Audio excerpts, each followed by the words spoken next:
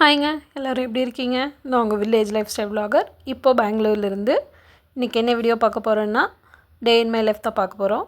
வீக்கெண்ட்னாலே எல்லோரும் பொறுமையாக தான் எழுந்திரிப்போம். பொறுமையாக எழுந்திரிச்சு கூழ் ரெடி பண்ணி குடிச்சிட்டு அப்படியே காலையிலேக்கும் மதியத்துக்கும் சேர்த்த மாதிரியே சமைச்சிடலாம் அப்படின்னு சொல்லி சமைச்சிக்கிட்டு இருக்கேன். வீக்கெண்டுங்கிறதுனாலே அவங்களோட பேசிவிட்டு அப்படியே விளையாடிக்கிட்டே சமைச்சிட்ருக்கேன். இந்த மாதிரி பசங்களோட விளையாடிக்கிட்டே அப்படியே சிரிச்சுக்கிட்டே ஏதாவது பண்ணோன்னா நம்மளுக்கு அலுப்பே தெரியாது. ஆனால் இதுவே ஸ்கூல் டைமில் ஆஃபீஸ் டைமில் எல்லாம் இந்த மாதிரி பண்ணாங்கன்னா செம்ம டென்ஷன் ஆகும். உங்களுக்கெல்லாம் எப்படி இருக்குன்னு சொல்லுங்கள். நான் எப்போ கிச்சனில் வேலை செஞ்சுட்டு இருந்தாலும் உடனே ஓடி வந்துடுவான். எனத்துக்கு மேலே உட்காருவேன், எனத்துக்கு மேலே உட்காருவேன்னு.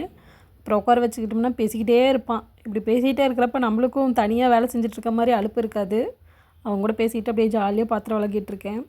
அதுவும் கம்முன்னு உட்காந்துருக்க மாட்டாங்க. பக்கத்தில் இருக்கிறதில் எடுத்து நோண்டிக்கிட்டே இருப்பான். அது எதுக்கு, இது எதுக்கு, அப்படியா இப்படியான்னு தொகுத்துட்டே இருப்பான்.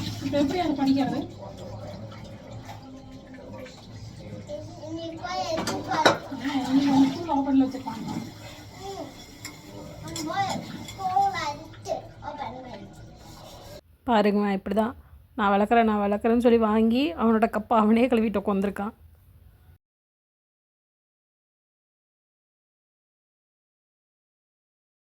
இன்றைக்கி எங்கள் வீட்டில் என்ன சாப்பாடுன்னு பார்த்தீங்கன்னா, கத்திரிக்காய் உருளைக்கிழங்கு பொரியல், அதுக்கப்புறம் தட்டைப்பயிறு கடைஞ்சி வச்சுருக்கேன், ஒயிட் ரைஸ், அதுக்கப்புறம் தயிர். இவ்வளோதாங்க இன்றைக்கி எங்கள் வீட்டில். காலையில் சாப்பாட்டுக்கும் மதிய சாப்பாட்டுக்கும் சேர்ந்த மாதிரி இன்றைக்கி செஞ்சுட்டேன்.